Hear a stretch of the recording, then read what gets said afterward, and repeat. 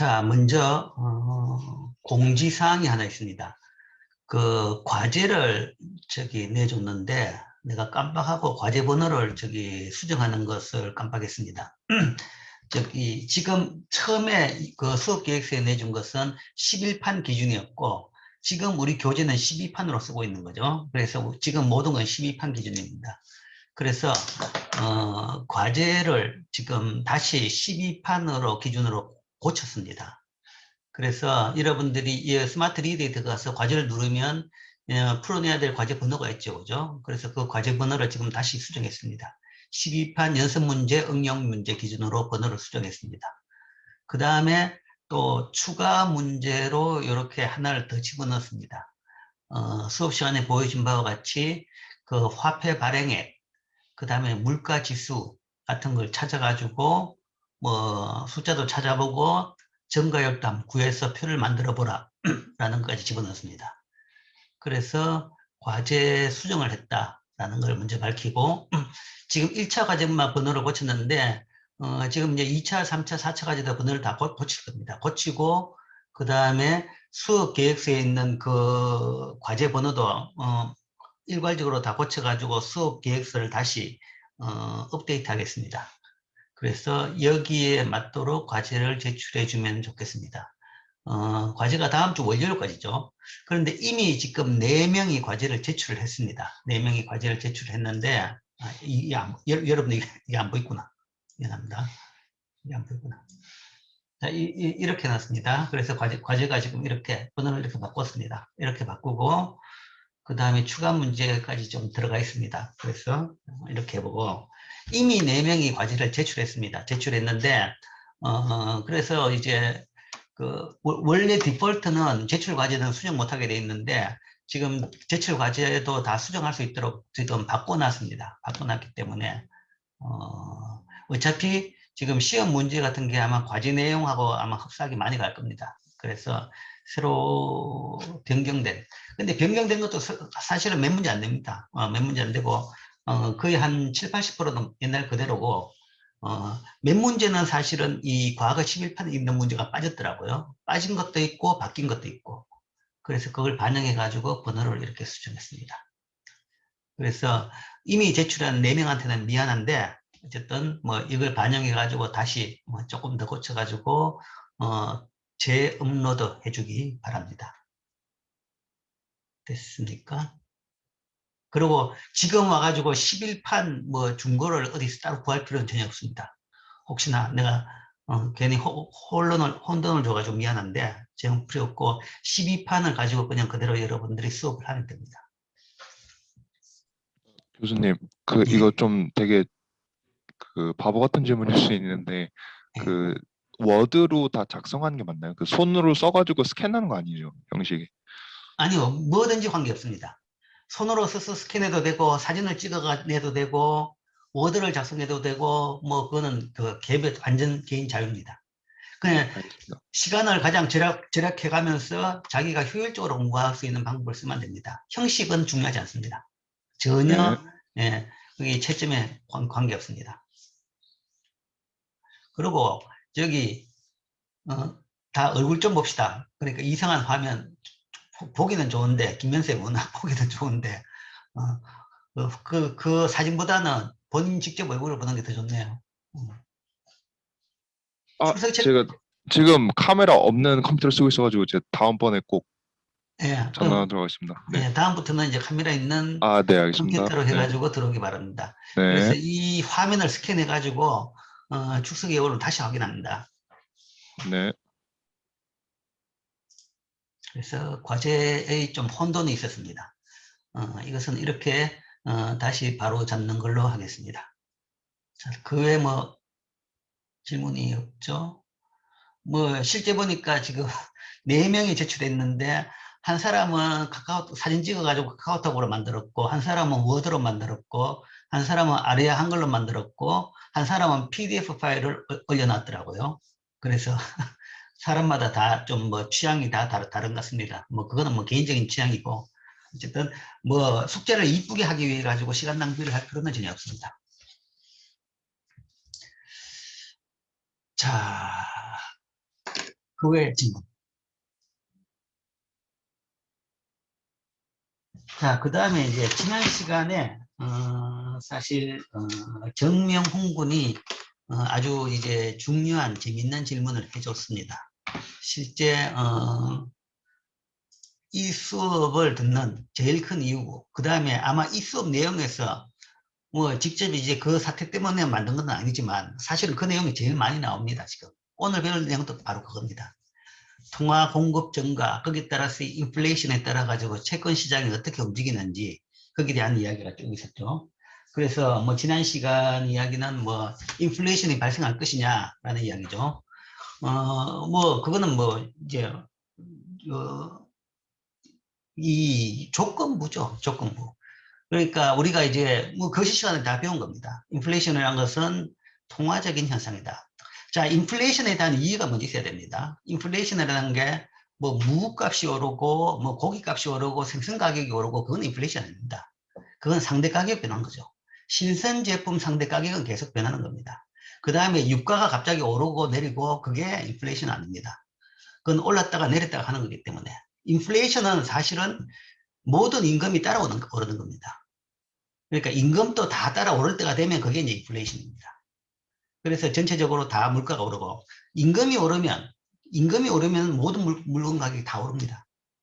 이제 그때가 이제 진정한 인플레이션이죠. 그게 발생할 것이냐라는 이야기입니다. 라는 이야기인데 우리가 그 인플레이션 그거는 이제 장기적으로 고전파 이론에 따르면 통화량에 따라서 좌우된다라고 이야기했죠. 그래서 통화 공급이 늘었기 때문에 이거는 인플레이션으로 갈 것이다 라는 것이 지금 이제 예상이라는 거죠. 그런데 이제 언제 그게 반영이 될 것이냐는 모릅니다. 장기적인 현상이라는 이야기입니다. 장기적인 현상이라는 것은 지금 뭐 한 달, 1년 내에, 2년 내에는 아니라는 이야기죠. 그러니까 계속적으로 지금 늘어난 통화량이 유지된다 그러면, 그리고 계속 늘어난다 그러면 그게 뭔가 하면 몇 년 뒤에는 최소한 한 3, 4년, 4, 5년 뒤에는 인플레이션으로 될 것이다. 라는 것이 이제 하나의 사람들의 인플레이션에 대한 예상입니다. 그러나 뭔가 하면 그렇게 되기 전에 통화당국이 스탠스를 바꾼다 그러면 그 인플레이션으로 안 되는 겁니다. 그러니까 지금 발행했던 통화량을 다시 환수했다. 회수해버린다 그러면 그거는 이제 인플레이션으로 안 갈 수가 있는 거죠. 그렇기 때문에 뭐 이리적인 뭐 간다 안 간다 그렇게 이야기할 수 있는 건 아니죠. 그것도 정책에 따라 가지고 좌우되기 때문에. 그렇기 때문에 페드 회장도 계속 이야기하는 것이 뭐 인플레이션이 같은 것은 우리가 그 컨트롤 가능하다. 그거를 컨트롤할 수 있는 수단을 가지고 있다. 당연히 수단은 중앙은행 가지고 있는 거죠. 그러니까 통화량을 회수시키면 되는 겁니다. 단 이제 문제가 그거죠. 이게 국면이 길어지면 그게 힘들어집니다. 지금 계속 지금 얼만큼 늘어나는가 하면 지금 양적 완화라고 이야기했죠. 양적 완화 국면이라는 것은 사실은 일반적인 통화 정책을 통해 이자율을 낮추는 것이 실패했는 경우에 나오는 것이 양적 완화입니다. 즉 일반적 통화 정책, 통화 공급을 늘려가지고 이자율을 낮췄다. 낮출 수 있는 최대 범위는 0입니다. 0. 지금 0까지 가 있는 거죠. 그러면 그 다음부터는 뭐 더 못하냐. 그래서 그 다음부터 할 수 있는 새로운 방법을 만들어낸 게 양적 완화고 현재 양적 완화가 작년 6월부터 미국 페드가 매달 국채를 800억 달러, 모기지를 400억 달러씩 사들고 있습니다. 그 이야기는 1200억 달러씩 채권을 사들이고 있는 거죠. 그러니까 1200억 달러라 그러면 우리 돈으로 하면 140조 원입니다. 매달 돈을 140조 원씩 더 찍어내고 있는 셈입니다. 채권을 사들이면 사들인 만큼 돈이 시중으로 나가는 거죠. 그러니까 시중에 매달 140조만큼 돈을 지금 매달 더 추가로 공급하고 있는 겁니다. 그런데 이게 이제 길어지면 결국은 환수해야 되는 몫이 더 많아집니다. 길어지면. 이 1년 끌었는데 만약에 코로나 사태가 1년 더 끌어가지고 계속 1년 더 이거를 양적 완화를 계속해야 된다. 그러면 나간 액수가 배가 되는 거죠. 배가 된다 그러면 그때는 회수하는 액수는 더 많아집니다. 자, 회수? 말이 쉽지. 회수한다 그러면 회수하는 만큼 그 다음에 경기 침체의 부작용이 발생합니다. 발생하기 때문에 그 회수는 굉장히 조심스럽게 합니다. 조심스럽게 하는데 물론 단순 회수로 시작되는 건 아니죠. 테이퍼링 해가 제일 처음에는 이 양적 완화를 천천히 이제 줄이고, 그 다음에 중단을 하고, 그 다음에 이제 회수를 하기 시작하는 거죠. 뭐 그 과정이라는 것이 거의 아마 1년 정도 걸릴 겁니다. 1년 정도 걸리고, 그 이야기는 뭔가 하면 다 회수되는 데는 뭔가 몇 년 걸릴 수 있다라는 이야기죠. 근데 이제 그 양이 많을수록 이 뒤에 이 복구하는 과정이 길어지는 것이고, 그게 길어진다 그러면 결국은 시중에 남아있던 돈이 인플레이션으로 갈 걱정이 있다라는 겁니다. 그래서 현재 뭐 페드가 이야기하는 것은 지금 현재 이제 나와 있는 정도는 뭐 어쨌든 그 제어 가능한 수준에서 우리가 회수할 수 있다라는 자신감을 보여주는 거죠. 보여주는데 실제 그럴 수 있을지 없을지는 그것도 두고 봐야 알아요. 두고 봐야 한다라는 거죠. 자, 그게 이제 인플레이션에 대한 현재 생각이고, 기본적인 생각입니다. 그 다음에 사실 뭐 지금 이제 인플레이션 이야기가 나오면서 미국 10년 만기 장기 국채 이자율이 오르면서 그 이야기가 나왔는데, 실제 이게 인플레이션 우려 때문에 올랐는지 아니면 수급 때문에 올랐는지는 사실은 모릅니다. 두 가지 요인으로 다 볼 수도 있어요. 수급 때문에. 이자율이 올랐다는 이야기는 오늘도 보겠지만 결국은 채권 가격이 떨어진 겁니다. 그 채권에 대해 가지고 수요가 떨어진 거죠. 수요가 떨어졌는데 수급으로 볼 수 있는 것이 최근에 이제 뭐 페드가 스탠스를 바꾼 것이 이 무한정 유동성을 공급한다 해서 그거하고 조금 다른 시그널을 줄 수 있는 정책을 했는 것이 3월 말까지 돼 있던 시중은행들의 소위 채권 매입에 대한 그 규제 완화를 철회하겠다라고 했습니다. 그러니까 일시적으로 규제를 완화해 놨습니다. 채권에 대한 매입을 무한정 허용한다라는 이야기죠. 그렇게 했죠. 그래가지고 뭔가 하면 더 이제 통화 공급을 늘리는, 그러니까 중앙은행이 화폐 공급을 통해서 늘리는 것도 있고, 시중은행이 소위 뭔가 하면 신용 창조를 통해 가지고 늘리는 거 있죠. 시중은행이 신용 창조를 더 많이 시키게 만드는 겁니다. 그런 정책을 했는데, 그거는 이제 일시적으로 비상시로서 그런 정책을 했는데, 이제 그 정책은 스탑을 한다라는 이야기죠. 그거는 가장 비상시는 지났다라고 보는 거죠. 가장 비상시는 지났고, 지금 이제 회복 이 프로세스로 들어간다라는 하나의 시그널이죠. 그리고 그걸 본다 그러면, 그렇게 된다 그러면 당연히 이제 시중은행들이 그 규정보다 더 많이 사가지고 있던 채권들을 팔아야 되는 거죠. 그 채권을 판다 그러면 채권 가격이 떨어지는 겁니다. 당연히 그 이야기는 시중은행에서 채권들이 많이 쏟아져 지금부터 나오게 됩니다. 나오게 된다 그러면 채권 가격이 떨어지고, 그걸 예상했던 시장에서 먼저 움직인 측면이 있는 거죠. 떨어지기 전에 먼저 팔려고 하니까 그거 떨어지는 겁니다. 그래서 이자율이 오른 거죠. 그래서 뭐 그 현상이 인플레이션 우려 때문인지 아니면 수급에 대한 지금 현재 뭐 상태 변화인지 이제 그건 모르는데, 어쨌든 그런 것들이 다 영향을 주는 겁니다.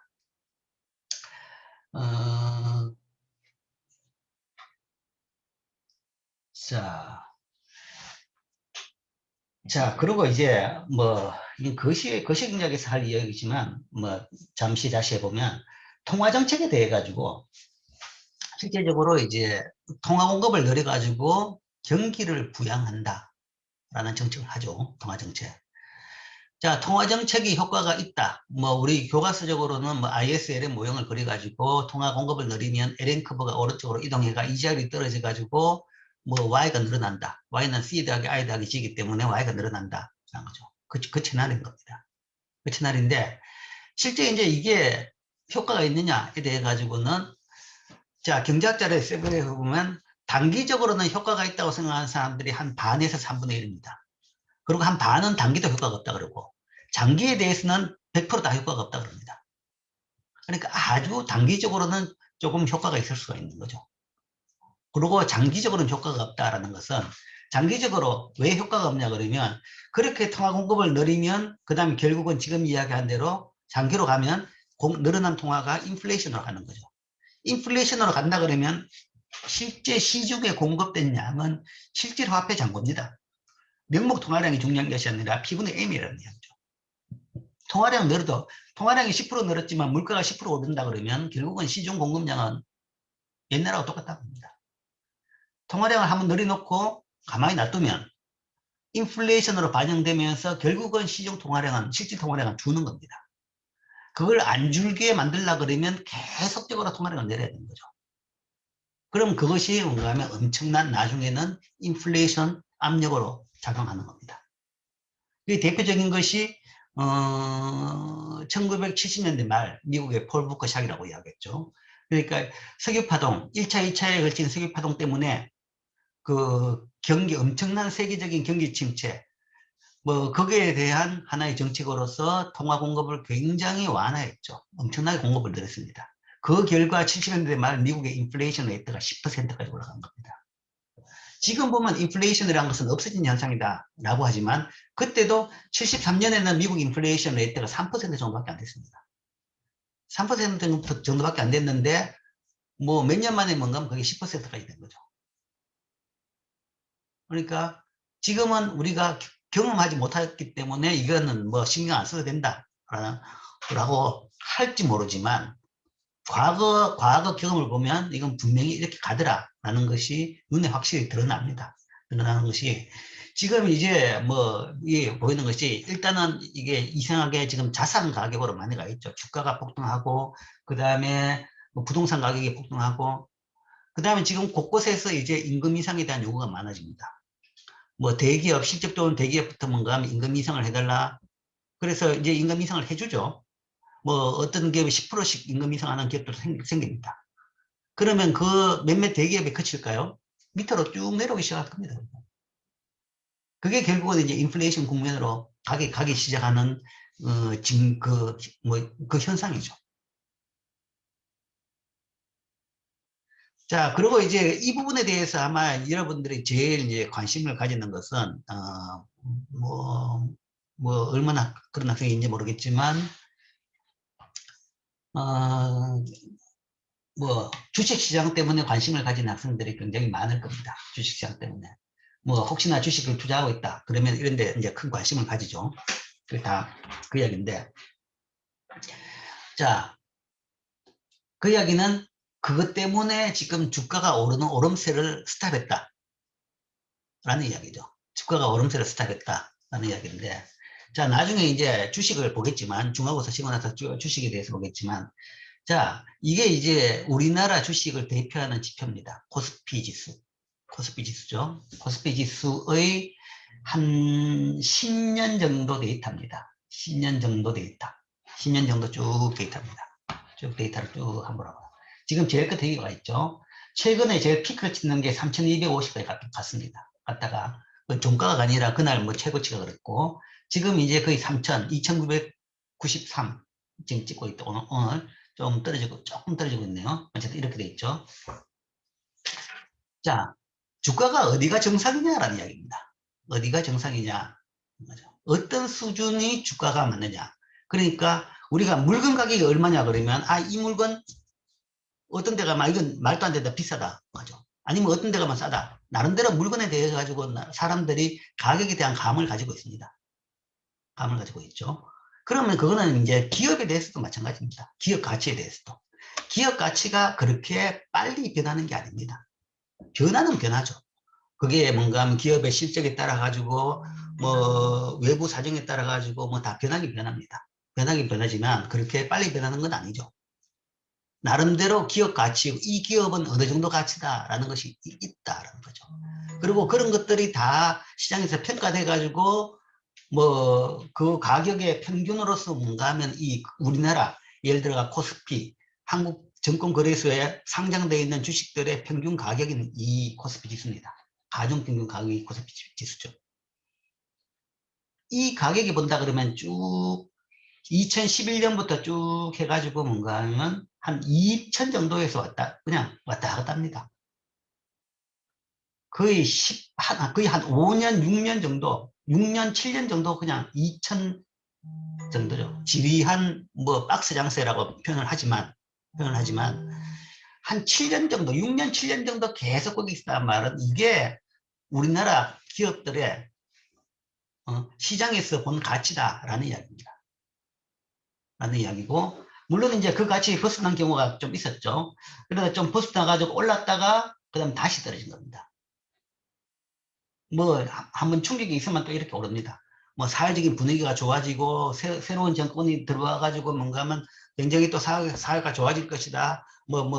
그런 또 그 뭐 이 심리적인 요인 등등이 합쳐가지고 이렇게 팍 오르다가 근데 안 좋아져? 안 좋아진 게 확인되면 다시 되돌아가는 거죠. 이런 식으로 갔다가 다시 되돌아오는 겁니다. 되돌아오다가 뭐 여전히 그렇죠. 한번 충격이 있다가 올라갔다가 떨어진 겁니다. 떨어졌다가 이 떨어진 것은 이제 언더슈팅, 그래 밑으로 오버슈팅 했는 거죠. 코로나 때문에 사람들이 소위 공포에 빠져가지고 주가가 이렇게 폭락했던 것이고, 그 다음 이게 뭔가 하면 이렇게 오른 겁니다. 자, 이 수준이 올바른 수준이냐, 아니면 계속 더 올라갈 것이냐, 라는 것에 대한 판단의 문제인 거죠. 물론 이게 이제 거품이고 꼭지다. 그 다음부터 떨어진 것만 남았다라고 주장한 사람들이 꽤 많습니다. 그러나 한 사람의 주장에 따름이지 또 그게 아니고 더 올라갈 수도 있어요. 거품이라고 이야기했던 사람은 여기서부터 여기도 거품이라고 이야기했습니다. 그런데 여기에 머물지 않고 이까지 올라갔습니다. 다들 이까지 올라가면서 이 시장이 미쳤다라고 주장하는 사람들도 꽤 있어요. 뭐 시장은 미칠 수가 있습니다.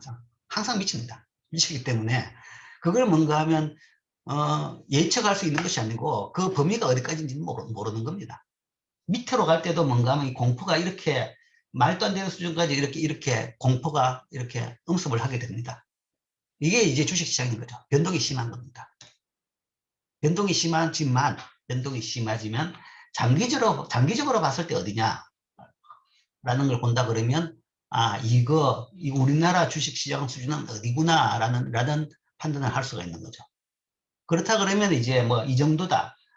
물론 이제 이번 기회가 뭔가 우리나라 기업들이나 경제를 업그레이드 시키는, 아니면 뭐 수준이 높아지고 경쟁력이 높아지는 그런 계기가 됐다라고 한다 그러면 한 스텝 위로 올라갈 수 있는 계기가 됐겠죠.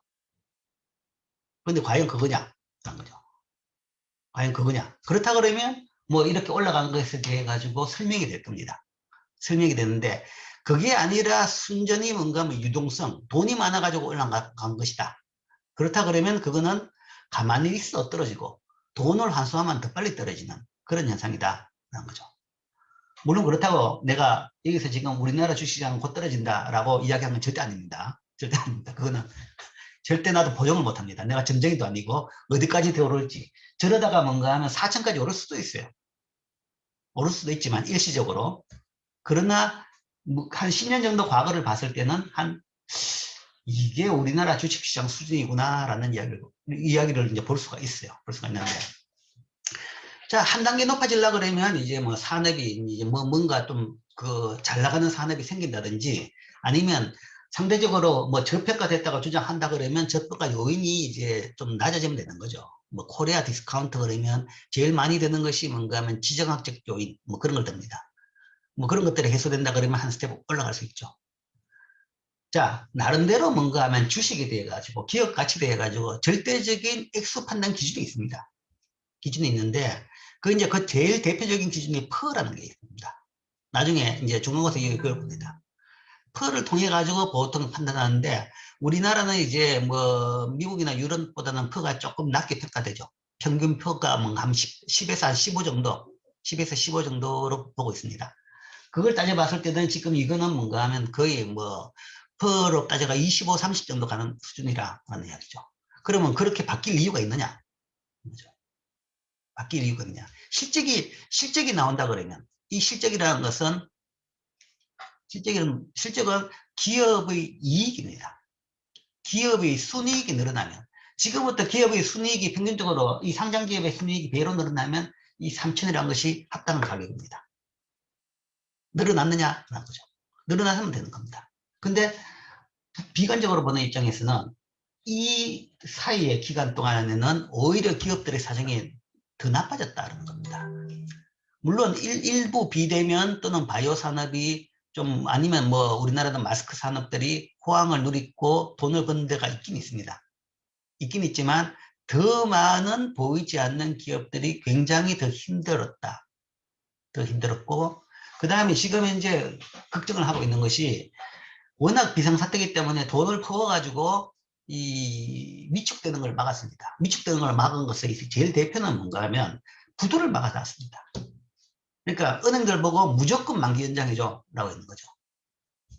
그러니까 정상적으로 뭔가 한 달에 부도 나는 기업들이 이만큼씩 있을 수 있습니다. 뭐 자영업자 중심으로 시작해가지고 뭐 중견기업도 부도가 납니다. 그러니까 기업이 더 이상 안 되는 거죠. 근데 이제 그거를 정부가 강제적으로 지금 막아놨습니다. 막아가지고 계속적으로 뭔가 하면 이 소위 좀비 기업들이 계속 유지하도록 만들어 놓은 건데, 만약에 그 조치가 뭔가 하면 스탑되고 나면 그때 이제 그 많은 좀비 기업들이 한꺼번에 정리가 되겠죠. 그렇다 그러면 그거는 굉장히 큰 경제 전체적으로 충격을 줄 수 있다라는 걸로 볼 수 있는 거죠. 자, 그런 요인들을 보면서, 아, 이거는 거품이다, 유동성 거품이다, 라고 생각하는 사람들이 꽤 있습니다. 다는 아니지만 꽤 있다. 그리고 그렇게 생각하는 사람들은, 자, 이제부터는 떨어지지 않을까라고 예측하죠. 이제 그런 이제 일부의 예측이다. 이제 뭐 그렇게 볼 수 있겠죠. 그 이야기는 뭐 코로나 사태가 끝나고 나면 어떻게 될 것이냐 뭐라는 질문을 지난 시간 마지막에 했는 것 같은데, 그렇다 그러면 그런 스토리를 따른다 그러면 이건 다시 떨어진다는 얘기죠. 떨어져 가지고 어디로 가느냐? 장기 10년 20년 평균을 보니까 이 수준이구나. 우리나라에서는 뭐 2000에서 2500 정도 이 사이로 되돌아가겠구나 라는 이야기죠. 물론 이제 지수로 봐건 그렇지만 개별 기업으로 봐가지고는 천차만별입니다. 더 오르는 기업도 있고, 이 기회, 위기는 기회라고 그러죠. 한번 위기가 닥치고 나면 그때는 옥석이 더 가려집니다. 잘 나가는 회사는 더 잘 나가고, 그 다음에 또 그걸 활용 못하는 회사들은 망하는 게 또 더 많아지고, 이제 그런 차이가 있는 거죠. 근데 이제 오버롤하게 이제 그렇지 않을까라는 것이 이제 좀 장기적으로 봤을 때, 이제 단기적으로 언제부터냐 그건 아무도 모르는 건데, 장기적으로 봤을 때 이제 그렇게 일반적으로 경제학적으로는 설명할 수 있다라는 거고, 그 다음에 이제 뭐 미국에 대해서도 다들 이야기 많이 하죠. 미국도 마찬가지입니다. 자, 이게 이제 미국 주식 주가 지수입니다. 미국 주가 지수인데, 미국 주가 지수는 뭐 많기 때문에 여러분들이 뭘 봐야 될지 잘 모르는데, 다우존스 인덱스 제일 유명한 게, 그 다음 S&P 500, 그 다음에 나스닥 인덱스 뭐 이런 게 있죠. 그 다음 뭐 니스 인덱스까지도 있는데, 앞에 그 세 개가 제일 유명한데, 그 세 개 중에서 가장 대표성을 띠는 것은 S&P 500입니다. S&P 500 인덱스. S&P 500 인덱스를 봐야 돼요. 그게 가장 대표성을 띠는 지수인데, 왜냐하면 다우존스 인덱스는 대기업 몇 개, 한 15개 정도 가중평균이라서 그 많은 나머지를 다 포함 못하고 있고, 그 다음에 나스닥은 뭐 일부 IT 쪽만 가지고 있습니다. 전통산업 포함이 안 돼 있어요. 그런 게 있고, S&P 500은 그거 다 포함하고 있습니다. 물론 종목은 500개로 제한하지만 양쪽 다 포함하고 있는, 그렇기 때문에 이게 미국 주식시장을 가장 잘 나타내는 지수라고 볼 수 있습니다. 자, 이것도 길게 보라고요. 뭐 1980년대부터 쭉 나와 있습니다. 쭉 나와 있는데 보면 역사가 이렇습니다. 쭉 해가지고 전반적으로 주식시장은 오르고 있습니다. 제일 많이 오른 시장입니다. 전 세계적으로. 제일 많이 오른 시장이 미국 주식시장이죠. 그래서 전반적으로 오르는 거는 분명합니다.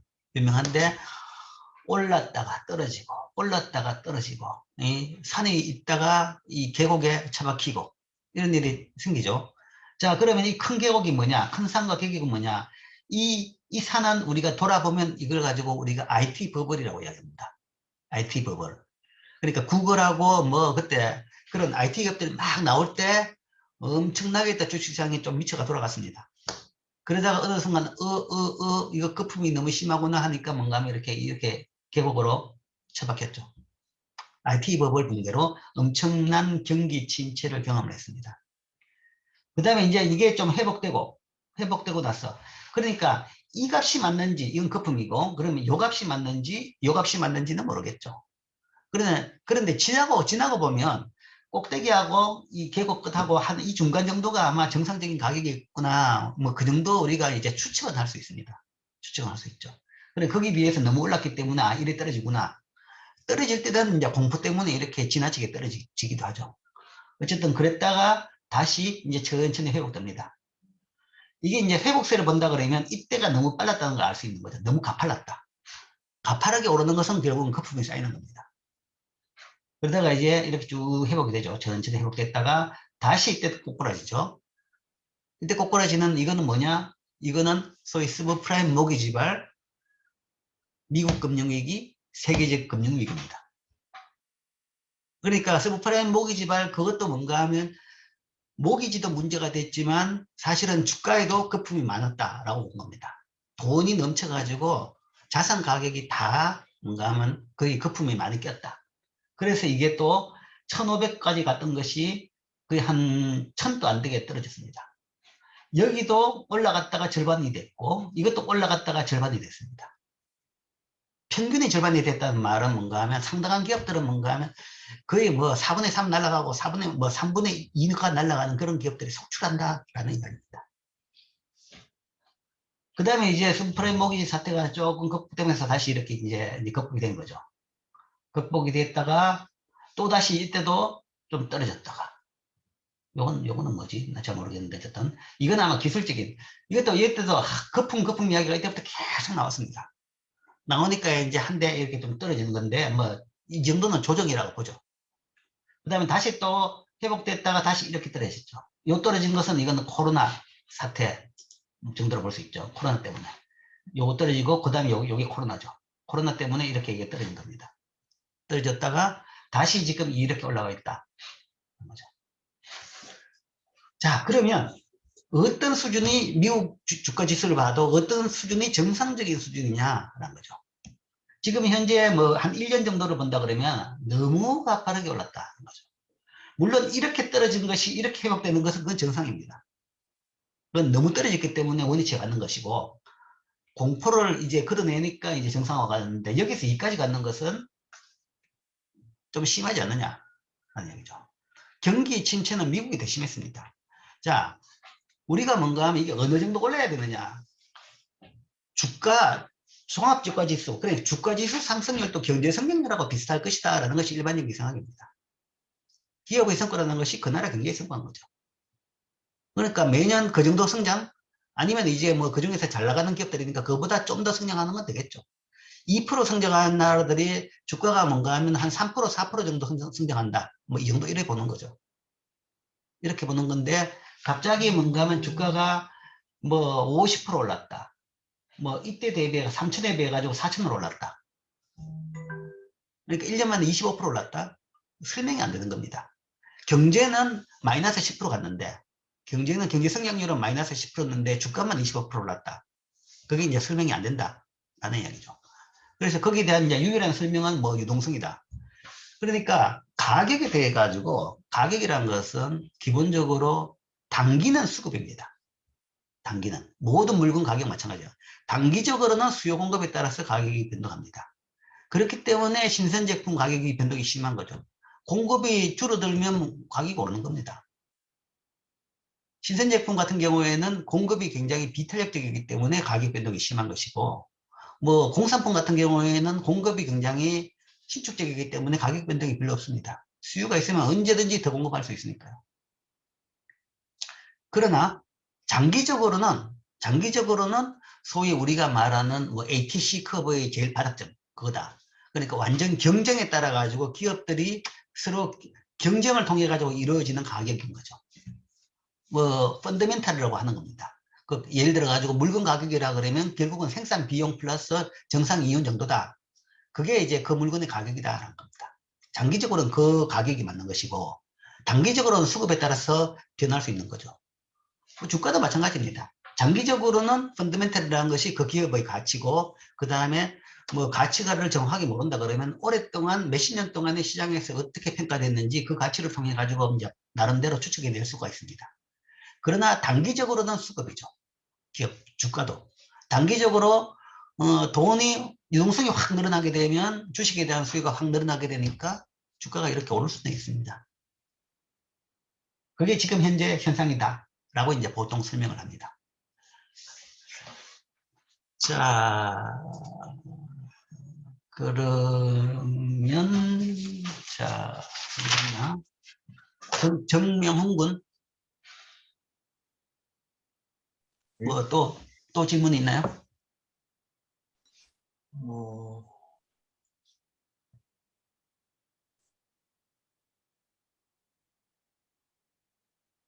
일단 수업을 듣는 게 좋을 것 같습니다. 예. 뭐 언제든지 질문을 하기 바랍니다. 뭐 그러니까 지금 생각 안 나면 언제든지 질문 좋고. 네. 근데 단 수업 마지막 부분에 질문하면 학생들이 이제 끝내야 되는데 안 끝내가지고 그런 부분이 있기 때문에 가능한 한 수업 중간에 아니면 초반에 좀 질문을 해주면 좋겠습니다.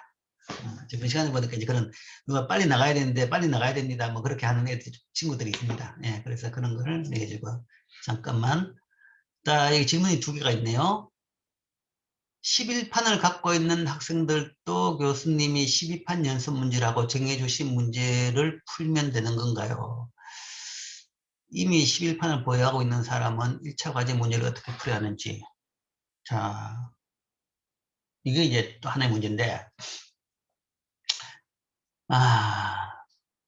누구 한 사람이 12판 문제, 연습 문제를 좀 카피해가지고 좀 줄 수 없나요? 그러니까 이게 12판이 연습 문제가 이제 새로 바뀐 문제들이 좀 있습니다. 좀 있기 때문에 그건 이제 그런 식으로 좀 더 업데이트 시켰다라는 차원에서 12판 문제를 쓰는 게 더 나은 것 같아가지고 뭐 그것 때문에 이 문제 때문에 억지로 뭔가 하면 다시 책을 사라는 건 조금 무리한 것 같고 그렇기 때문에 이런 경우에는 뭐 누가 한 친구가 조금 뭐 다른 친구를 좀 도와줘 가지고 해결해 줬으면 그런 생각이 듭니다.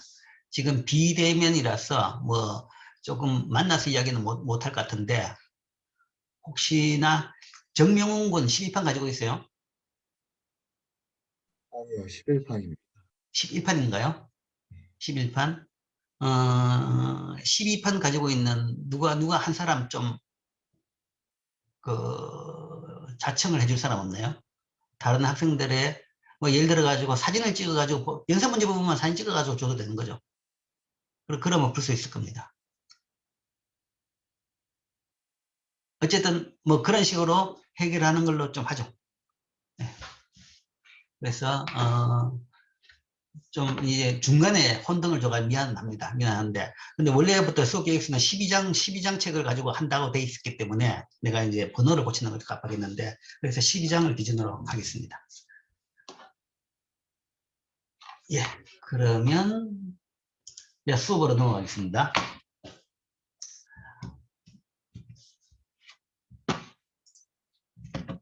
자, 지난 시간에 소위 채권 가격의 결정 원리, 채권 가격의 결정 원리를 보기 위해서 자산 수요 이론을 봤습니다. 그러니까 채권 가격의 결정 원리 그러면 아까 이야기한 대로 단기적으로는 수급이라고 이야기했습니다. 결국은 단기적으로는 수급이다. 그러니까 수요 공급에 따라서 그러면 수요의 결정 요인, 공급의 결정 요인에 따라서 이 채권 가격이 변할 겁니다. 그래서 지난 시간에는 포트폴리오 수요 이론이란 것은 채권의 수요 요인인 겁니다. 그걸 봤죠. 그걸 봤습니다. 그래서 이걸 봤고, 자, 채권 시장의 수요와 공급.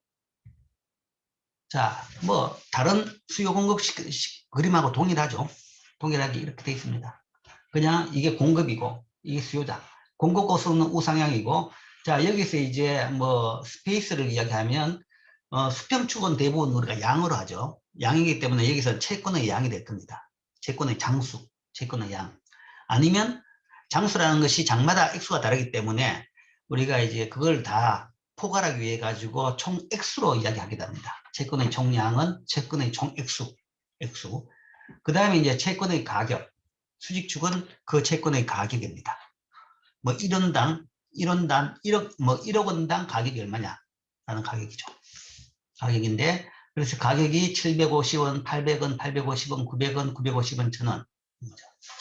하는데, 자, 뭐, 왜 이 숫자의 범위냐? 라고 하면, 이 숫자를 지금 낸 것은 뭐, 달러라고 되어 있는데, 그 이야기는 총량은 이거지만, 이거는 뭔가 하면 한 장당 단위는 1000달러짜리 채권이다. 라고 생각하는 거죠. 거의 1000달러짜리 채권이다. 물론 이제 예외적으로 그러면 1000달러 채권이 1000달러 이상 가격으로 거래되는 경우도 있지만, 대부분은 뭔가 하면 1000달러에서 900달러 사이 그 정도에서 거래됩니다. 그렇기 때문에 이제 이런 식으로 가격이 지금 나와 있습니다. 나와 있는데, 자, 이게 이제 복잡한 이유는 그 밑에 관로가 있는 거죠. 관로. 자, 이게 채권의 가격인데 채권의 가격은 이자율의 역수다라고 이야기했죠. 그래서 그 역수가 되는 이자율을 밑에 적어놨습니다. 그러니까 이게 액면가가 1,000원인 1,000달러짜리 채권의 가격이 1,000달러였다 그러면 그때는 만기 수익률이 0이다 라는 거죠. 그러니까 만기 수익률이 0이다. 만기 수익률이 그 채권의 쿠폰 레이트하고 동일합니다. 쿠폰 레이트. I가 0이라는 것은 그냥 쿠폰 레이트. 그러니까 채권 가격에 따른 투자 수익률은 0이다 라는 이야기죠. 가격 변동이 없는 겁니다. 그러나 이제 950이다 그러면, 그러니까 이 이야기는 1,000달러짜리 채권 1,000원 주고 샀다. 그러면 투자 수익률이 0인 거죠. 만기에 1,000원 주는데 그걸 1,000원 주고 샀다. 그럼 0입니다. 그 다음에 이거는 1,000달러를 만기 때 주는데 1년 있다가 주는데 950원에 샀다. 그렇게 되면 이자율이 5.3%인 거죠. 그 다음에 그걸 900원에 샀다 그러면 이자율은 11.1%. 10%가 아니라 11.1%입니다. 그러니까 900분의 1000인 거죠. 900분의 1000이라는 것은 1000에다 1을 빼고 나면 11.1%. 850원에 샀다 그러면 그 수익률은 17.6%. 800원이라면 25%. 이렇게 된 거죠. 그래서 이게 가격인데 이 가격을 이자율로, 역수익 이자율로 나타내면 이런 식으로 된다. 그래서 가격이 오르니까 이자율은 떨어지고 가격이 떨어지니까 이자율은 오르는 그것이 여기에 정확하게 나타나는 거죠. 자, 이게 채권 가격이고 이자율이다. 자, 이게 수요 공급입니다. 수요 공급인데 참 시끄럽나? 자, 그래서 일반적인 수요 공급은 동일하죠. 균형이 여기서 이루어진다. 이걸 뭐 구구하게 지금 여기서 설명할 필요는 없는데 교재에는 설명이 났네요, 슬라이드는. 어쨌든 이게 균형 가격이고 이거보다 가격이 더 높다 그러면 그때는 초과 공급이 발생하는 것이고, 그러면 초과 공급은 이제 가격을 낮추는 요인. 그럼 더 초과 공급된 사람 같은 경우에는 그 채권을 팔기 위해서 더 싸게 팔려는 인센티브가 발생하죠. 그러면 가격이 밑으로 떨어지고, 그 다음에 가격이 만약에 수요보다 더 낮은 수준이었다. 그렇다 그러면 초과 수요가 나타나는 거죠. 초과 수요가 나타나면 초과 수요를 가진 사람들은 어쨌든 사기 위해 가지고 웃돈을 주고도 사겠다라는 거죠. 그것은 이제 가격을 밀어 올리게 되죠. 그래서 어디가 균형이냐 그러면 공급과 수요가 일치하는 데서 균형 가격이 나온다. 그래서 여기서 그 1년 뒤에 1,000달러 주는 채권의 가격이 850달러로 시중에서 결정이 됐다 라고 한다 그러면 그때는 여기서의 만기 수익률이 17.6%다 라고 나온 거죠. 그래서 이 경우에는 이거는 사실은 이제 이렇게 생각하면 됩니다. 할인채다 생각하면 됩니다. 만기 1년짜리 할인채. 쿠폰이 있으면 이제 계산이 복잡해지죠. 근데 만기 1년짜리 할인채다 그러면 이게 이 I가 바로 만기 수익률입니다. 쿠폰이 없으니까. 그런 할인채 같은 경우에는 그 쿠폰이 없으니까 경상 수익률 자체가 없는 거죠. 자본 수익률이 바로 만기 수익률입니다. 그래서 할인채의 경우에 이런 식으로 해가지고 이게 이 가격이 결정됐다는 것은 그 만기 수익률이 17.6%가 됐다라는 것을 의미합니다. 자, 그래서 수요 공급 균형, 그 균형이 이루어지는 과정에 대한 설명입니다. 다 알겠고. 자, 그렇다 그러면 이제 이 비교 정태 분석. 과연 그러면 이 균형이 어떻게 바뀌는지, 외부 충격에 따라 가지고 균형이 어떻게 바뀌는지를 한번 보죠. 충격이 발생했는 경우, 그 충격이라는 것은 수요 부분에서 발생할 수도 있고 공급 부분에서도 발생할 수 있죠. 수요 부분에서의 충격을 본다 그러면 대부분 수요 요인 중에서 가장 많이 빈번하게 중요한 요인들을 본다 그러면 지난 시간에 배웠던 포트폴리오 선택 이론의 그 요인들입니다. 재산, 기대 수익률, 기대 인플레이션, 위험, 유동성이라는 거죠. 재산이 늘게 되면 재산은 채권 수요를 늘리는 거죠. 채권 수요를 늘린다는 것은 채권 수요가 오른쪽으로 이동하죠. 그렇게 되면 가격이 오르는 겁니다. 채권 가격이 오르죠. 채권 가격이 올랐다는 이야기는 만기 수익률, 이자율이 떨어졌다라는 이야기입니다. 그 다음에 기대 수익률. 자, 이거죠. 채권 가격이, 그러니까 이 채권 수요가 늘어났다라는 것은 이 채권 수요 옥순이 오른쪽으로 이동한 거죠. 이동한 것이고, 그 경우 재산 같은 경우에는 재산이 늘어나면 이게 이렇게 이동해가지고 공급 곡선이 그대로 있는 거죠. 그럼 교차점의 P가 더 높은 점에서 P가 나오게 되죠. 균형 가격이 오른다라는 것은 이자율로서 떨어졌다. 그 다음에 예상 이자율. 채권마다 뭔가 하면 나름대로 예상 이자율이 있습니다. 그러니까 뭐 기업들의 예상 수익률 같은 것들이 있는 거죠. 그 포트폴리오, 뭐 채권마다 다 다르겠죠. 그것이 이제 더 올랐다고 하면, 즉, 주식에 비해 가지고 채권 시장에 투자하면 옛날보다 돈을 더 많이 벌 것이다. 라고 생각한다 그러면, 이건 사실은 상대적인 겁니다. 상대적인 건데, 뭐 주식 시장이 나빠진다 그러면, 주식 투자하는 것들이 채권으로 가는 겁니다. 전체 포트폴리오 중에서 채권의 우위가 더 높아지는 거죠. 그게 뭔가 하면 상대적인 예상 이자율이, 예상 수익률이 더 높아진다. 가 되는 거죠. 그렇게 된다 그러면, 그때는,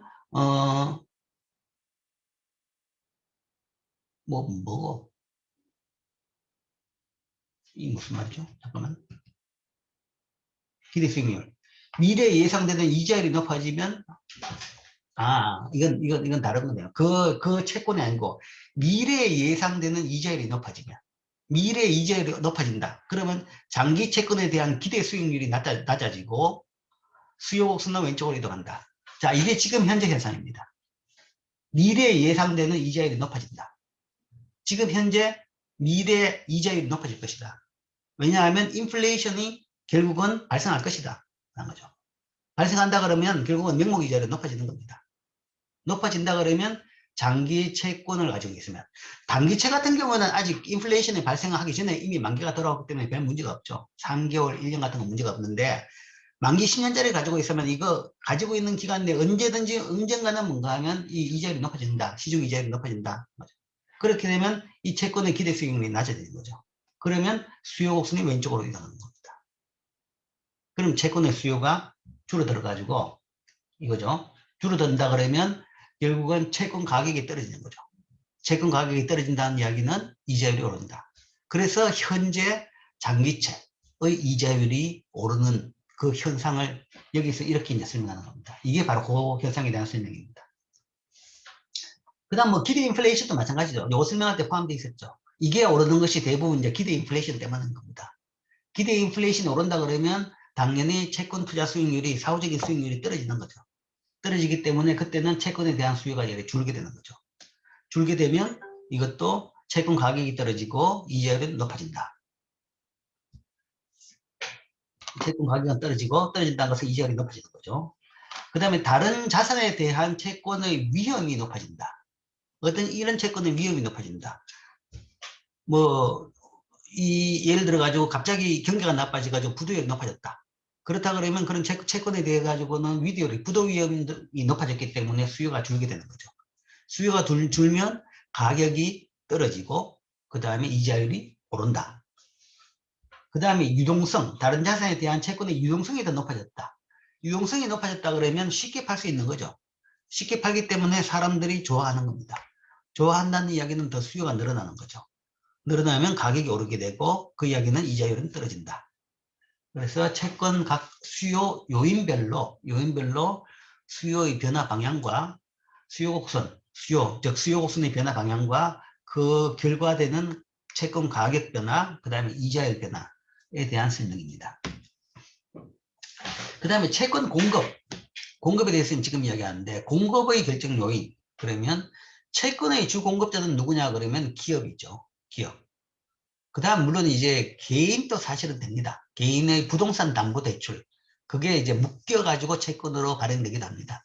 그래서 요즘에는 이제 개인까지도 채권의 공급자로 분류할 수도 있습니다.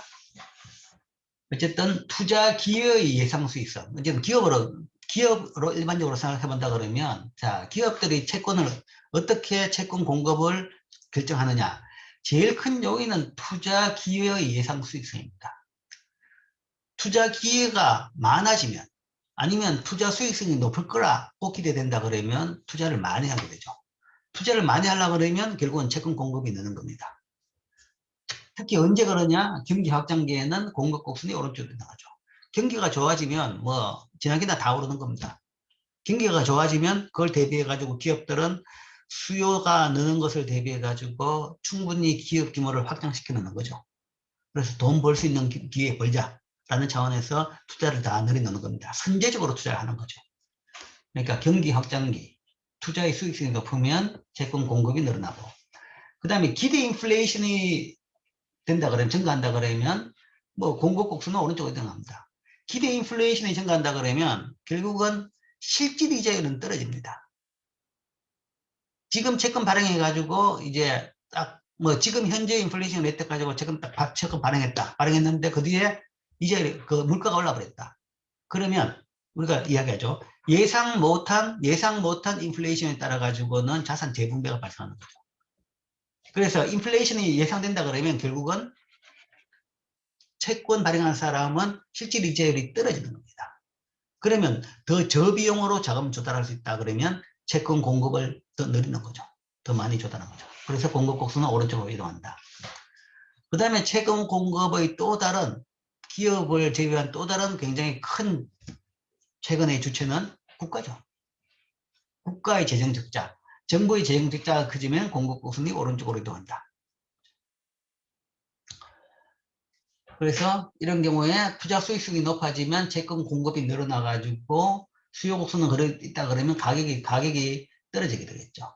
가격이 떨어진다는 이야기는 이자율이 오른다는 이야기고, 기대 인플레이션이 높아지면 이것도 채권 공급을 늘리는 거죠. 늘린다 그러면 가격이 떨어지는 거죠. 가격이 떨어지면 이자율이 올라간다. 그 다음에 정부 적자가 높아져도 채권 공급이 늘어나는 거죠. 늘어나게 되면 균형 가격은 떨어집니다. 균형 가격이 떨어진다는 것은 이자율이 높아진다.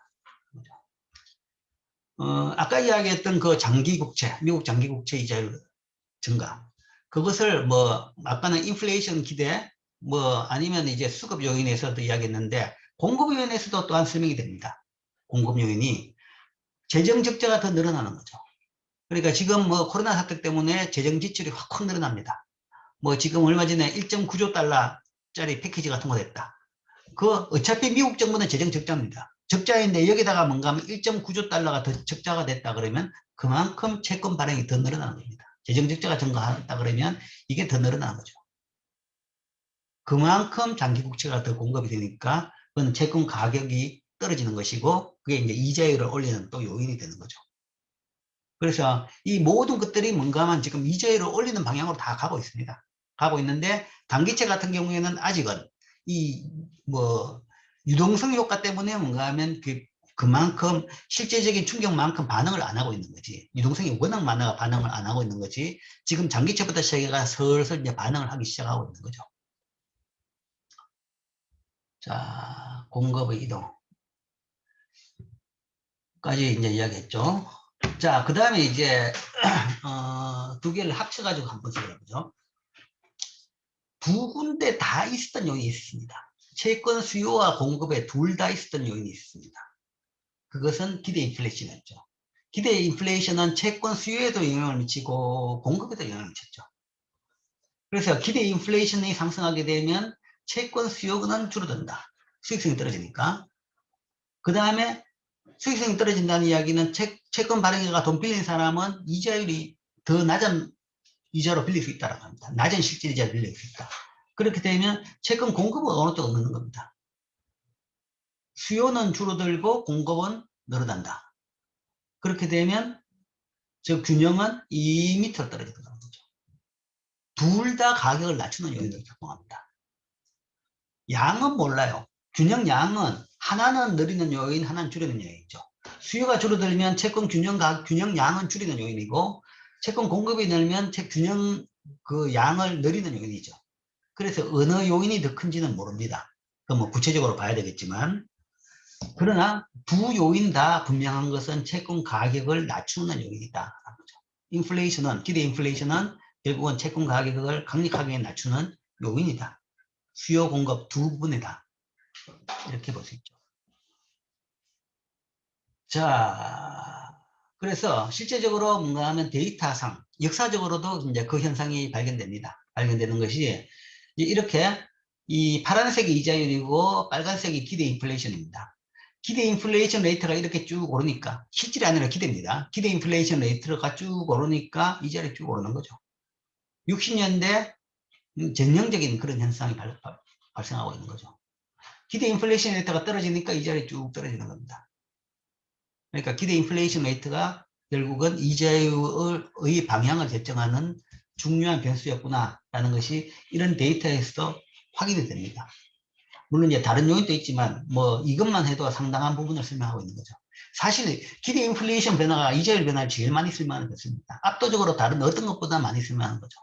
물론 이제 유동성 요인이 따로 있긴 있지만 단기적으로는 펀더멘탈하게는 그것이 가장 이 이자율의 설명 변수죠. 그렇기 때문에 역으로 우리가 이야기했죠. 이자율 변화를 통해 가지고 이자율 움직임을 통해 가지고 인플레이션에 대한 예측을 한다 라는 정도까지도 이야기했습니다. 그 다음 또 이제 두 변수의 수요 공급에 다 영향을 미치는 충격의 대표적인 거로 또 하나 그 다음 선수는 경기 변화입니다. 경기 변화. 경기 변화도 채권의 수요 공급에 다 영향을 미칩니다. 자, 경기가 좋아지면 아까 말한 대로 기업들이 투자를 많이 한다고 했죠. 수요가 늘 테니까 공장을 확장할 겁니다.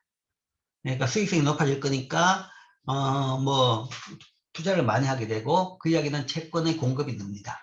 즉, 이 경기 요인, 경기 확장에 따라 가지고 채권 공급이 늘면 그것은 채권 가격을 낮추고 채권 균형 양을 늘리는 요인으로 작용합니다. 그런데 경기가 좋으면 채권 수요도 더 늘어납니다. 경기가 좋아가지고 사람들의 소득이 더 많아지면 당연히 늘어나고 많아질 것이다 예상하더라도 더 늘어날 수 있는 거죠. 그러니까 기어이 저축하고 있던 것이 뭐 저축 안 해도 되겠구나, 뭐 저축했던 것을 뭔가 하면 이제 뭐 가지고 있던 돈을 그냥 안 가지고 있고 이제 투자를 해도 되겠구나 라고 생각하게 되는 거죠. 그래서 이 수요도 늘어나는 거죠. 이 수요 늘어나는 것도 균형 양을 늘어나는 요인입니다. 그렇지만 수요가 늘어나는 것은 가격은 올리는 요인이죠. 이 두 개가 가격이 돼 가지고 이제 영향은 반대로 움직입니다. 반대로. 그러니까 공급이 늘면 가격을 낮추는 요인이고 수요가 늘면 가격을 높이는 요인입니다.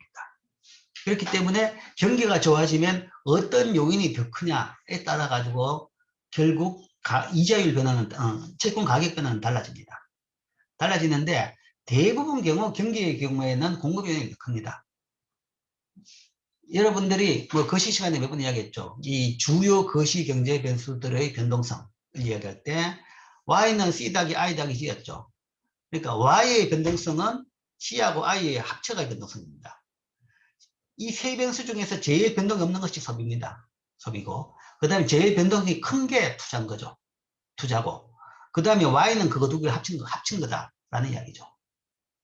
그 이야기는 Y에 따라 가지고 이게 나는데 이 투자가 제일 크게 많이 변하는 겁니다. 많이 변한다는 것은 투자는 경기가 좋을 때도 확 늘어나고 경기가 나쁘면 아예 마이너스로 가기도 하고 이런 식으로 변동이 심하죠. 그 이야기는 경기에 따라 가지고 수요 공급이 움직인다. 그러면 대부분 경우에는 뭐 수요보다는 공급이 더 많이 움직입니다. 수요보다는 공급이 더 많이 늘어난 거죠. 경기가 나빠지면 또 그 반대로 가는 겁니다. 반대로 어쨌든 항상 수요보다는 경기 요인에 따라 가지고는 공급 부분이 더 많이 움직입니다. 그렇게 되면 그 결과 공급이 더 많으면 가격을 낮추는 요인이 더 크죠. 가격을 낮추면 이자율이 오른다라는 거죠. 그래서 우리가 일반적으로 경기가 좋아지면 이자율이 올라가는 현상을 발견할 수 있습니다. 경기가 좋아지면 이자율이 올라가고 경기가 나쁘면 이자율이 떨어지는.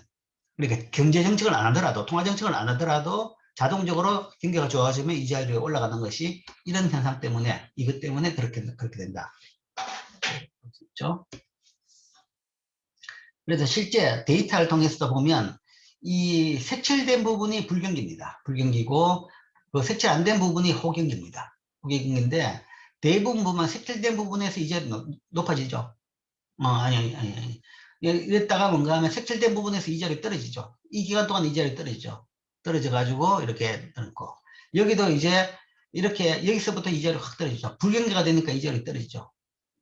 떨어져가지고 경기가 좋아지니까 이자율이 확 오르는 겁니다. 이자율이 오르는 것이고 이 기간 동안 이자율이 오르는 거죠. 이 기간이 이제 경기가 좋아지는 기간입니다. 여기도 이렇게 오르는. 그래서 경기가 좋아지면 이자율이 오르고 경기가 나빠지면 이자율이 떨어지는 그런 현상이 여기서 이제 발견이 되죠. 물론 이제 100% 그건 아닌데 그거는 이제 여기다가 경기 요인 외에 통화 정책이라든지 여러 가지 다른 요인이 있기 때문에 100% 1대1로 변화는 안 하는 겁니다. 자, 이래서 지금까지는 이제 채권 시장의 수요 공급을 통해 가지고 수요 공급 모형을 통해 가지고 채권의 가격 결정, 가격이 어떻게 결정되는지 그것을 설명했습니다. 수요 공급 모형을 통해서 채권의 수요, 채권의 공급 요인의 변화에 따라서 채권 가격이 어떻게 변하는지까지 설명했습니다. 자, 그 다음으로는 채권 가격의 또 다른 이론입니다. 또 다른 이론인데 화폐 시장의 수요 공급 모형 또는 유동성 선호 모형을 이용해 가지고 이자율 결정 원리를 설명하겠습니다. 이자율이 결국은 채권 가격이죠. 채권 가격의 역수죠. 그래서 이걸 통해 가지고 이자율 결정 원리를 이야기하겠습니다.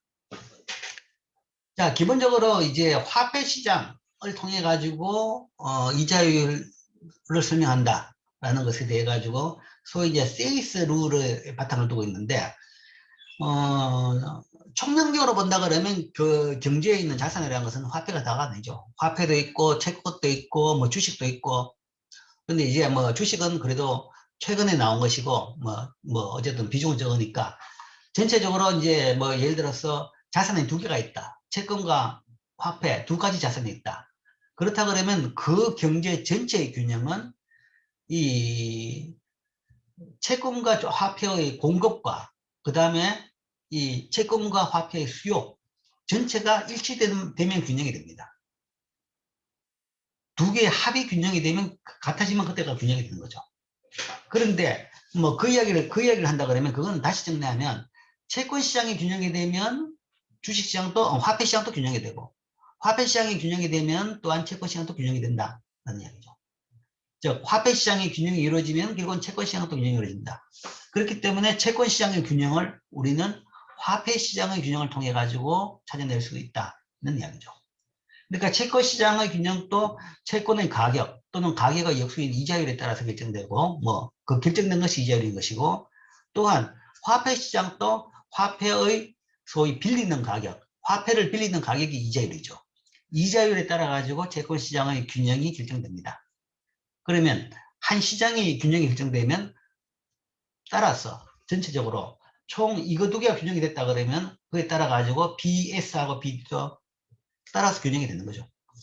그래서 화폐 시장을 통해 가지고 시장 수급 균형을 통해 가지고 우리가 균형 이자율을 찾아내겠습니다. 그리고 그 균형 이자율이라는 것은 채권 시장의 균형이 되겠죠. 화폐 시장의 균형을 이야기한다 그러면 우리가 뭐 거시 시간에 누누이 배운 겁니다. 화폐 공급과 수요죠. 화폐 공급은 수직선으로 끊는 이유는 중앙은행이 공급하기 때문에 고정된다. 외생적이다. 그래서 수직선으로 껐습니다. 그리고 이제 이 수급에서 화폐 시장에서의 수평축의 양은 통화량이고 수직축의 가격은 이자율입니다. 그러니까 화폐의 가격, 화폐를 빌리는 가격이 이자율이죠. 그래서 이자율을 이 화폐의 가격으로 씁니다. 단, 이 화폐 시장의 수요 공급 곡선에서 이게 거시 시간에서 배웠던 것하고 다른 것은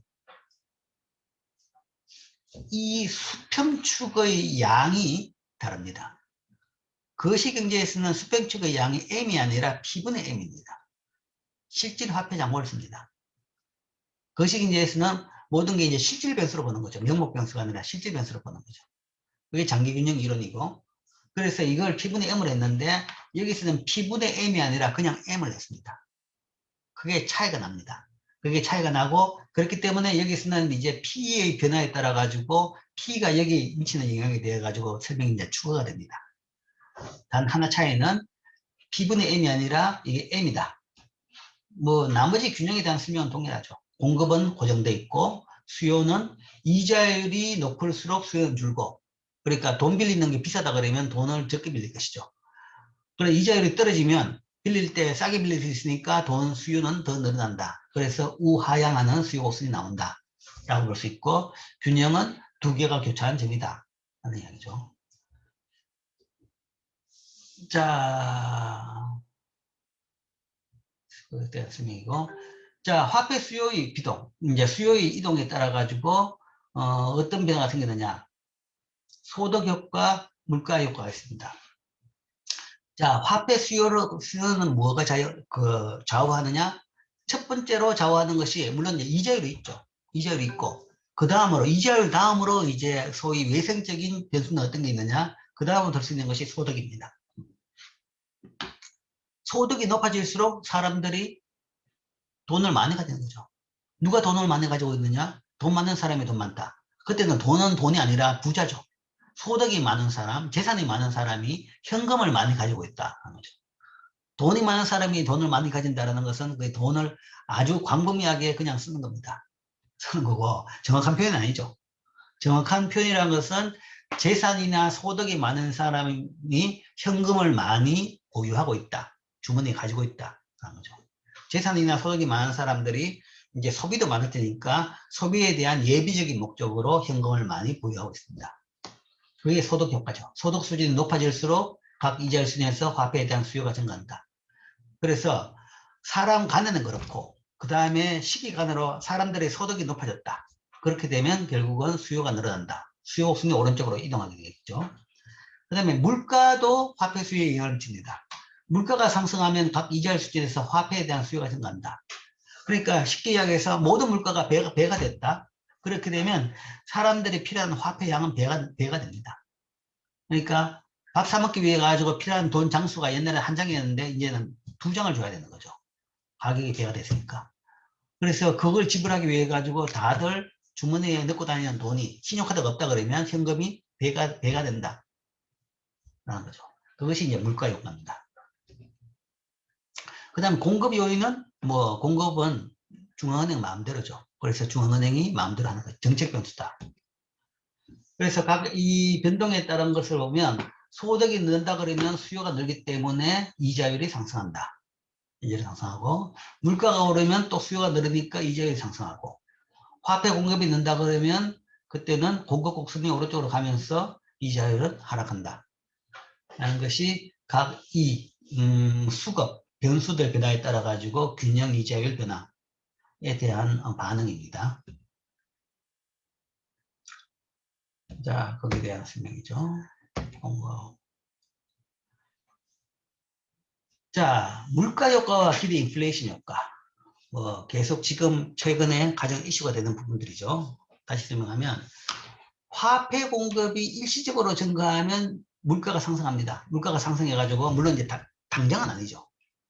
당장은 아니죠. 시간을 가지면서 상승하는데, 근데 이제 이게 당장은 아니지만, 이게 지금같이 굉장히 물가 수준이 낮은 상태에서 공급을 늘리면 반응하는데 시간이 걸립니다. 시간이 걸리지만, 예를 들어 가지고 뭔가 하면 사람들이 고인플레이션 상태에 빠졌다. 1979년 미국 같이 인플레이션 레이트가 10%였다. 그렇다 그러면 뭔가 매년 미국의 통화 공급이 10%씩 늘어나는 겁니다. 늘어나기 때문에 매년 인플레이션 레이트는 10%가 되는 거죠.